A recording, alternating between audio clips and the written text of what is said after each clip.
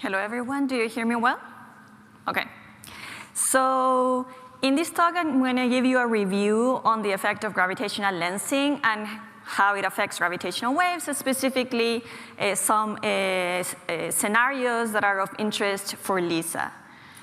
So, well, luckily, we already heard a little bit about dark matter, gravitational lensing from Wada in the first talk, but let me take you through it. So this is a typical lensing scenario where we have some astrophysical source here on the left, some observer on the right, and the idea is that there's some intervening matter that creates curvature of the space-time, and that leads to a deviated trajectory for the signal from the source to the observer, as you can see here in orange.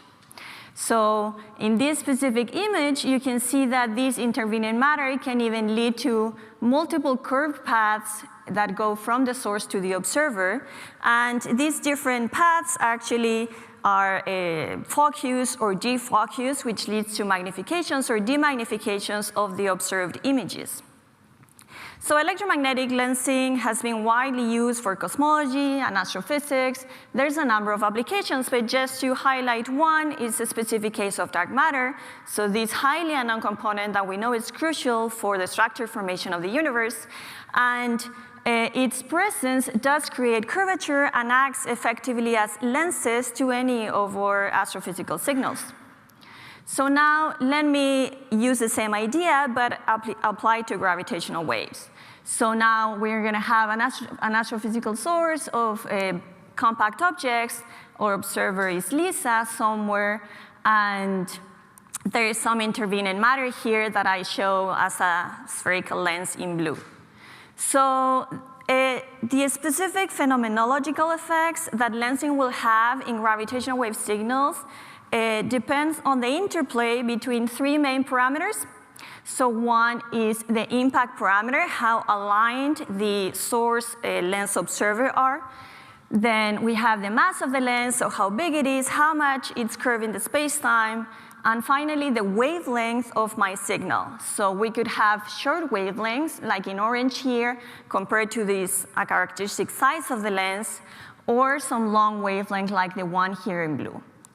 And based on how these parameters compare to each other, we can have different effects. This is what I call the lensing landscape that covers different lensing scenarios. They're all relevant for LISA. So one is, for example, when the wavelength is much smaller than the size of the lens, which here I'm using the mass of the lens as a proxy. So in this case, we are in the geometric optics regime. This is a case most studied for electromagnetic signals, where the trajectory of the signal can be just mimicked and approximated as rays. So in this case, we have two subcategories. One is a case of a strong lensing, where there is high alignments between the source lens observer. And this is a case that I showed before, in which there can be even multiple paths from the source to the observer, and therefore multiple images. And in this case, these different images can be highly magnified or demagnified with respect to the unlensed one. Then we have the weak lensing regime, when the impact parameter is large, meaning there's high disalignment. So here the trajectory of the signal is only slightly distorted by the lens, and there are just slight changes in the magnification. That's the main effect. But then there's a different one that is very important for gravitational waves and not so much for electromagnetic signal, which is what we call the wave optics regime, when the wavelength of my signal is comparable or somewhat larger to the size of this lens. So in this case, we have to account for diffraction, interference, all of these wave effects between different, basically, paths of the signal from the source to the observer. And the signature in this case is distortions in the amplitude and phase, and I will show that more concretely later. So all of these three regimes are relevant for LISA, so I'm going to take you through examples of each one of these. So let me start with the case of a strong lensing. So this has been widely studied in electromagnetic observation. So here we have a typical strong lensing observation for electromagnetic signals where the source is typically a quasar that is being lensed by a galaxy, a single galaxy in this case. So the lens is here in orange in the middle, and in this case we see 4 images being formed from the same single source. So we know that some of the signatures of strong lensing is that these different images arrive at different times, so they are time delayed. The typical time delay can be weeks or a couple of months. They also have different magnifications. It's not necessarily visible here, but they have different fluxes. In the case of gravitational waves, this affects what you would infer as the luminosity distance. So what would multiple images look like in gravitational waves? Well, it would look more or less like this. So we have some given event. This is for the case of merging events, so we can have in mind massive black hole binaries. We see some event arriving to our detector, and then sometime later there's another one that, the main difference is amplitudes, but you see that the amplitude evolution, the frequency evolution, phase evolution is the same, right, for both of them. So all of the additional parameters that you would infer from these sources, such as the detector masses, spins, and so on, should be the same in all of these different multiple images. So here, just a caveat with the sky localization. We know that technically these different images, because they take different paths and they suffer from different time dilation effects, they actually do seem to come from slightly different places in the sky, but the typical angular separation is of arc seconds, and because with gravitational waves, with LISA, for example, we do not expect to achieve such a sky localization accuracy, effectively all these images will look like coming from the same place. So in principle, if you have a given catalog. Once we start making detections of binary events, you have to search for pairs of events that have these common properties. And this is actually a huge problem, for example, for ground-based detectors that have many detections, especially for next generation ground-based detectors. We could have millions of events per year. And most of them look like coming from 30 solar mass binaries at low redshift. They're very similar to each other. And at least with current LIGO Virgo Cagra detections, we also have very unprecise measurements on the sky localization and so on. So it's actually very common, and in current catalogs from LVK, we already have pair of events that could potentially be strongly lensed if these are the only kind of conditions that you are searching, that you're using the search for strong lens images. So in the case of LISA, for better or worse, we do not expect as many events as for ground-based detectors, so hopefully this searching for pairs of strong lens images will not be such an issue. And also, we expect to have very high SNR, so very precise measurements on the parameters, so we do not expect a lot of overlapping events with overlapping parameters. And one thing more important that I want to emphasize is that there is actually a difference in the phase of these images. So these two images, you wouldn't see it here, but if you were to superpose them on top of each other, you would see that when one is in a peak or a trough, the other one is in a node. So it is known that these different images have relative constant phase shifts of pi½ with respect to each other. So this means that they do have a slight difference in the case of, for example, current binary mergers, where we mostly detect the two angular dominant harmonic in the signal. This phase shift is just degenerate with some other angles, like coalescence phase and so on. But in the case of LISA, we will be sensitive to higher angular harmonics. And because we have high SNR for massive black hole binaries, or we have MRIs or IMRIs, and when you do have higher angular harmonics, this phase shift actually creates distortions. So simply by detecting a distorted signal, you would confidently identify this one as being strongly lensed, and you wouldn't have this whole confusion problem that we're having with current observations. So, okay, so that whole discussion has to do with signatures on how we could potentially identify these events if they ever happen. So the next question is, do we expect this to happen, or like how often?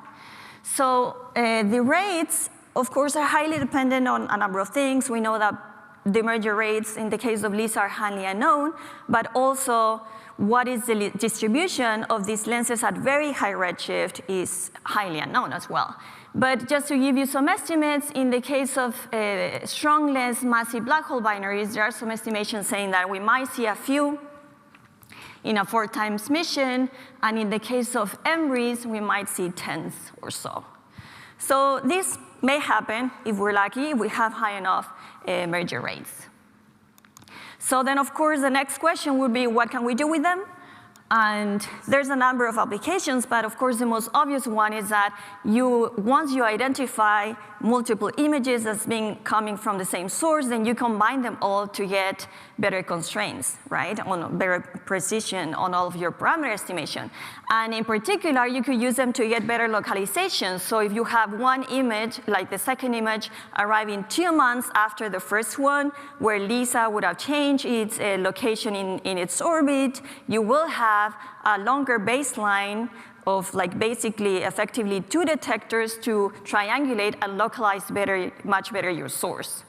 So if you increase considerably your sky localization, then you could do a targeted electromagnetic follow-up to identify the galaxy hosting this event, that even in that sky localization, there may be multiple galaxies that could be host.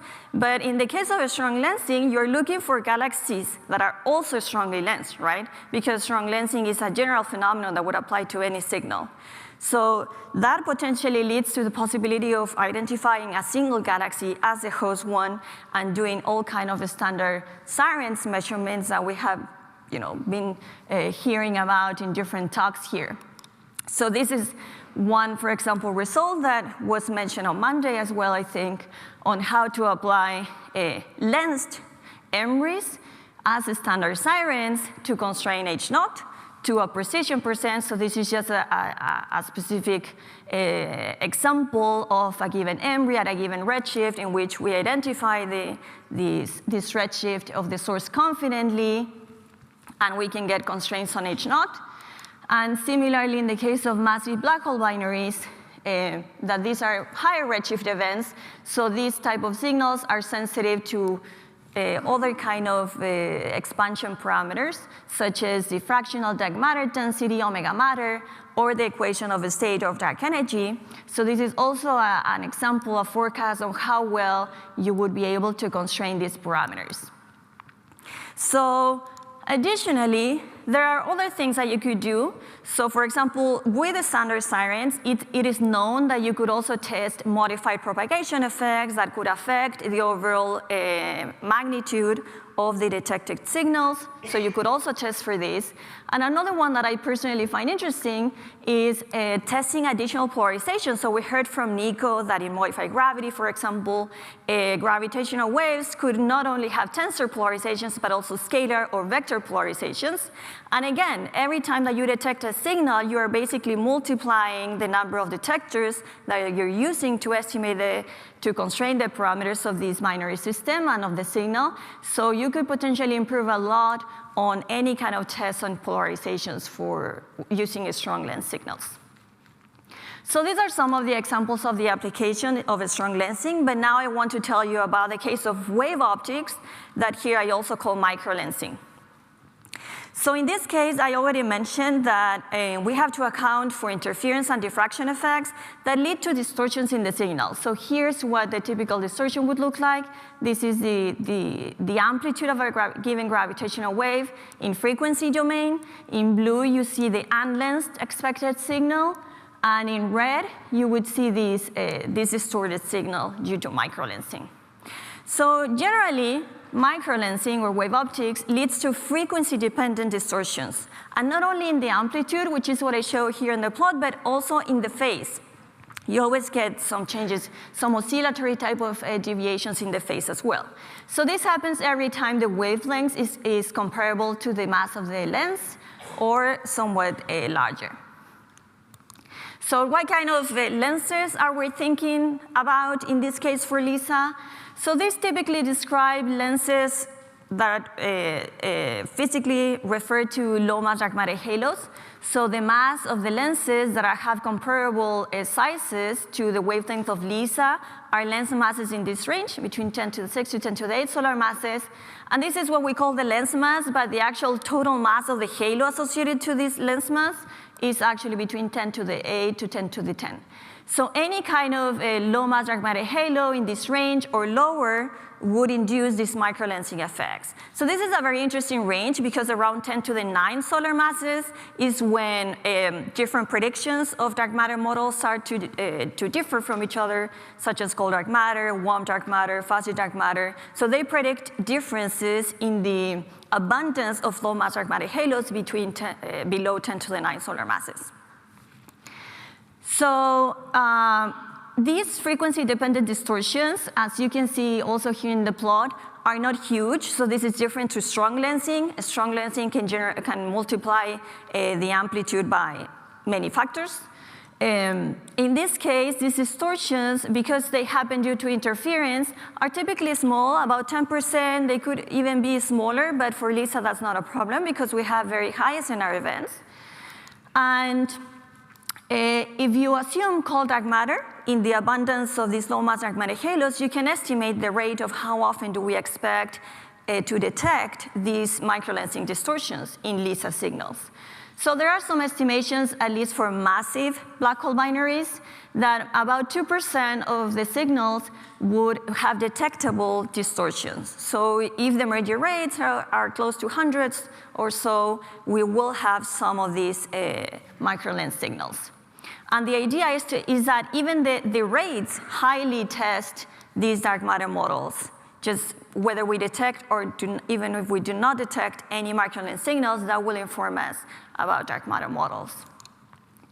So the microlensing and wave optics phenomenology is very rich. There's a lot that hasn't been worked out in detail. So here are 3 examples of things that need to be addressed better in the future. So for example, so far I've been thinking that I've been mentioning the case of a single microlens, meaning I have a single low mass dark matter halo acting as a lens for my LISA signal.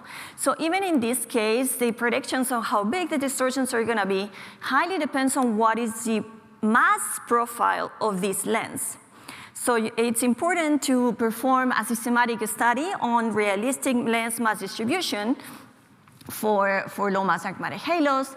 And the lower the mass that you're interested in, at least according to cold dark matter, the more abundant these lenses are going to be. So at some point, you are interested in considering basically clustered small lenses or even multiple planes of lenses along the line of sight. And there have been studies in which, in the case of LISA, they have studied the wave optics effect for lens masses as small as 10 solar masses. So in that case, you would definitely need to consider population of lenses. And one additional signature is the fact that we actually expect wave optics to also distort the polarization of the signal. So most of the literature so far talks about amplitude and phase distortions, but the polarization, we also detect that. So we can use it as a lensing signature as well. So there have been a number of works by myself and other people, but do not fully apply to the wave optics regime. So there's like perturbative regimes beyond geometric optics, but we can already see in these initial studies that the polarization does change. So for example, some of the results that we found is that if you have some given tensor polarization being emitted from your source, because of the microlensing effects, the polarization is kind of smeared, and you effectively detect what you might misinterpret as a non-GR polarization. It might look like a scalar polarization of a vector one, but this is just a signature of lensing. So this is something that needs to be addressed in more detail in the future. So finally, just to finish the last case of weak lensing, so we already heard a little bit about weak lensing. So this is a typical image of electromagnetic weak lensing in which you see changes in galaxy positions and shapes. and use that to recover and reconstruct the distribution, the spatial distribution, and also mass of dark matter. So these are the green lines here. So the question is whether we could do ideally something like that with gravitational waves as well. So weak lensing, in the case of gravitational waves, we don't have shapes. It's not like galaxies that are large objects and we see changes on shapes. So the only signature that we have is changes in the overall amplitude of the signal. So effectively some bias in the amplitude by this parameter kappa, which is called the lensing convergence. So this kappa is supposed to be a small number that basically traces the larger scale dark matter distribution. But how small is it? So even for a single gravitational wave event, if it is a high enough redshift, then the weak lensing effects need to be accounted for. For example, if you have redshifts, gravitational wave sources beyond redshift 2, then the weak lensing effects could be of order 5% or even bigger. So if you're trying to make precise measurements of distance, you need to account for this. And this is important for standard science analysis in the case of massive black hole binaries. So this is, you could use it as an error, basically, that you have to include in your model. But ideally, you would also want to use it as a signal to learn about the dark matter distribution. For that, there's a lot of requirements. So this is very futuristic. You need to measure many gravitational wave events with good distance precision.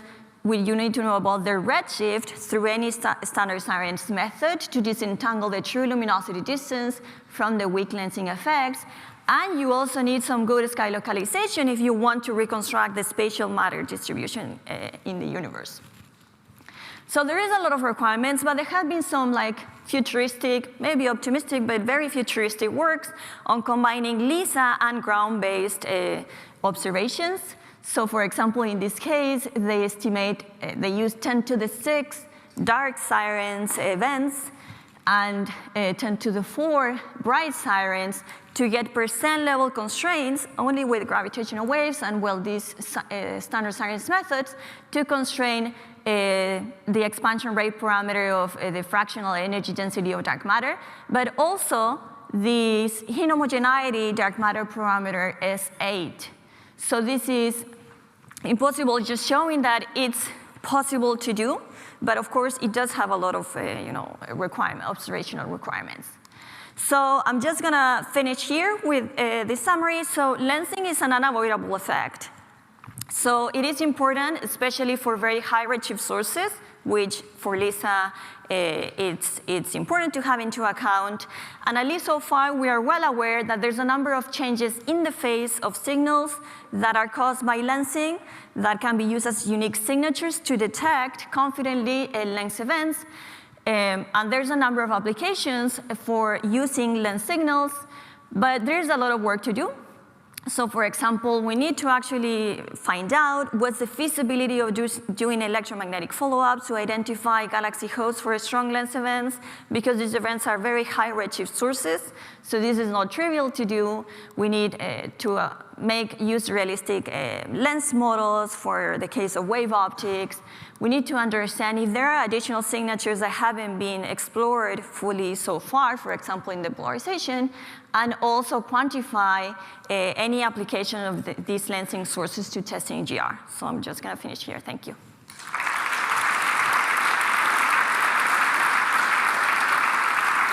Thank you very much for the great talk. Any questions?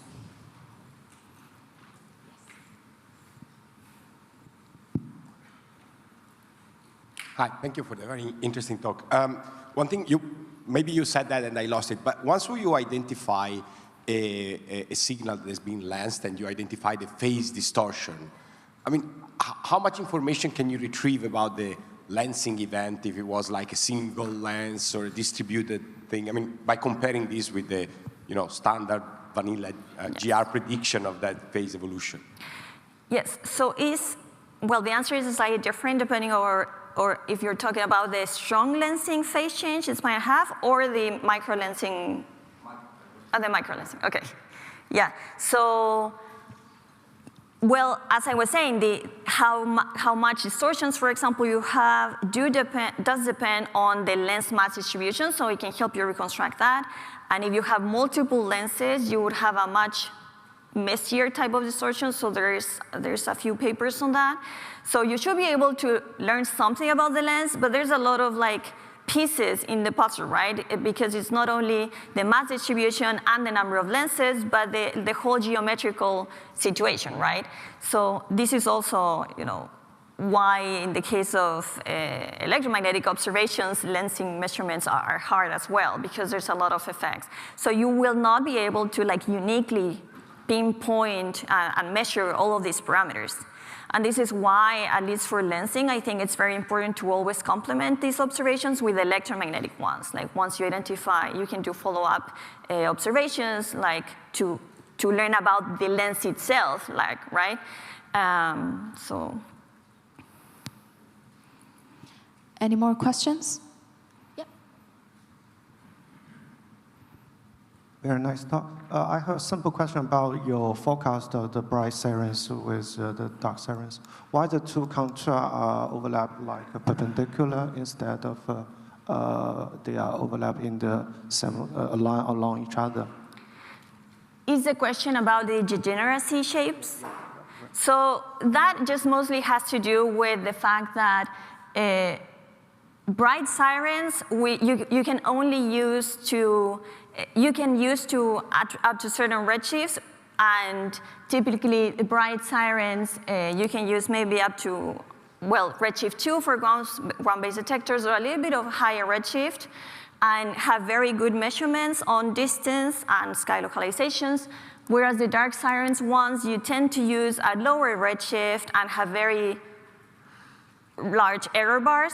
So these differences make these basically these different degeneracy directions, and this is also one of the points in this paper that it's important to combine these different observations because they're sensitive to different redshifts.